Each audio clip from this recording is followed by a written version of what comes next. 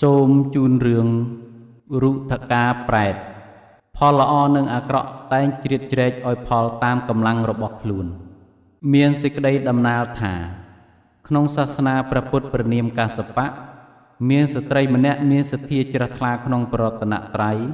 បានកសាងអារាមមួយប្រគេនព្រះភិក្ខុសង្ឃឲ្យគង់នៅជាសប្បាយព្រមទាំងចង្ហាន់ដល់ត្រកាលជាប្រកក្តីលុះចំណេរជេរកាលតទៅនាងក៏ធ្វើកាលកិរិយាដោយផលកម្មអកុសលដែលនាងបានធ្វើពីជាតិមុនចូលមកជ្រៀតជ្រែកនាំវិញ្ញាណនាងឲ្យទៅកើតជាវិមានប្រែតនៅលើភ្នំហេមពៀនមានវិមានមាសអភិសរុងរឿងថ្កើងថ្កានមានឧទ្យានដូចឋានសួគ៌ប្រកបដោយស្រះបោកករណី4ជ្រុងដ៏មានកម្ពស់រាបស្មើសម្បុរពុនរាយដោយអានុភាពនៃបុណ្យដែលនាងបានកសាងអារាមមួយប្រគេនព្រះភិក្ខុសង្ឃឯរូបនាងមានសម្បុរល្អដូចរស្មីមាសប្រះចាកមន្ទិលប្រៀបដូចនឹងលំអស្រីទេពអប្សរសោយសម្បត្តិនៅទីនោះព្រោះកុសលតាក់តែងពុំអោយមានទុក្ខប៉ុន្តែប្រះចាកកាមសុខត្បិតពុំមានបរោះម្នាក់ក៏បណ្ដាលឲ្យក្តៅក្រហាយក្នុងចិត្តទើបនាងវិមានប្រែតគិតរកឧបាយបេះផ្លែស្វាយទឹកបោះបណ្ដែតឲ្យរសាត់តាមទឹកហូរនៅក្នុងស្ទឹងនោះលំដាប់នោះមានមនុស្សម្នាក់នៅក្នុងនគរពារាណសីចេញពីផ្ទះចុះទៅកំពង់ទឹកឃើញផ្លែស្វាយទឹកមួយអណ្ដែតទៅដល់ក៏រើសយកមកពិចារណាដឹងស្គាល់ថាជាផ្លែស្វាយទឹកទើបបរោះនោះបរិភោគក៏មានឲ្យជារសឆ្ងាញ់ពិសាប្លែកពីធម្មតាហើយរៀបចំស្បៀងអាហារអំរោះអំរោដើរតាមមាគ៌ាឆ្ពោះទៅកាន់ព្រៃហេមពៀន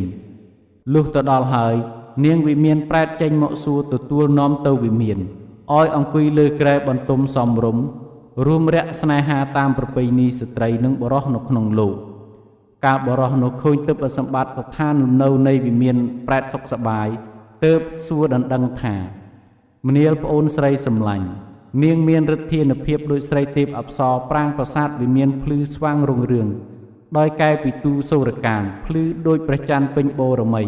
ហើយនាងក៏ល្អដូចមាសចម្ពូនប់បរិសុទ្ធផុតចាកមន្ទិលសាមងតែងនាំចិត្តបរោះឲ្យត្រេកត្រអាលហើយគង់នៅលើប្រាសាទនេះតែម្នាក់ឯងកណ្ដោចកណ្ដែងកំព្រាឥតមានបរោះណាជាស្វាមីមានស្រះបុកករណីប្រកបដោយជលជាតិដុះពេញត្រៀបត្រាមានហ្វូងបាសាបាសីយំត្រហឹងអឹងកងរំពងព្រៃដូចជាដូរតន្ត្រីទាំងប្អូនស្រីមានទឹកមុខញញឹមស្រស់ប្រំប្រៃសម្ដីនោះពីរោះយើងបានឃើញហើយមានចិត្តគិតចង់បង្កើតនៅក្នុងទីនេះតើធ្វើដូចម្ដេចនឹងបានសម្រេចដោយប្រាថ្នានាងវិមានប្រែតស្ដាប់ហើយឆ្លើយថាហើយមេនុបបើអ្នកចង់មកកើតនៅក្នុងទីនេះចូលសង្វាតបំពេញកុសលលុះអស់ជីវិតទៅអ្នកនឹងបានមកកើតនៅក្នុងទីនេះបានត្រេកត្រអាលសប្បាយជាមួយនឹងយើងពុំខានឡើយឯមេនុបបានស្ដាប់ពាក្យនាងប្រែតប្រាប់ដូច្នោះក៏មានចិត្តត្រេកអរមហិមា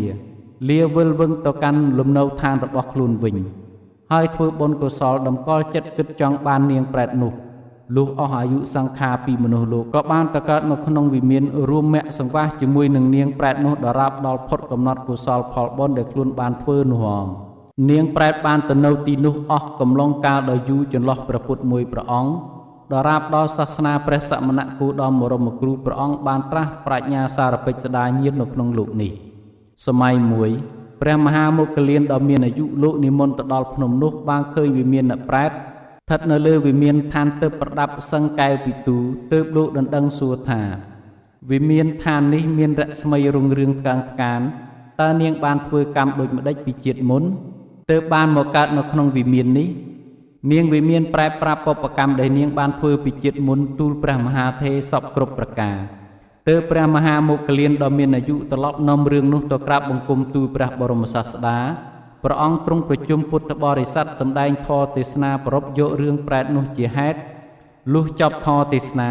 ពុទ្ធបរិស័ទទាំងឡាយបានសម្រេចមគ្គផលតាមឧបនិស្ស័យរៀងខ្លួនរឿងនេះចប់តែប៉ុណ្ណេះសូមអនុមោទនា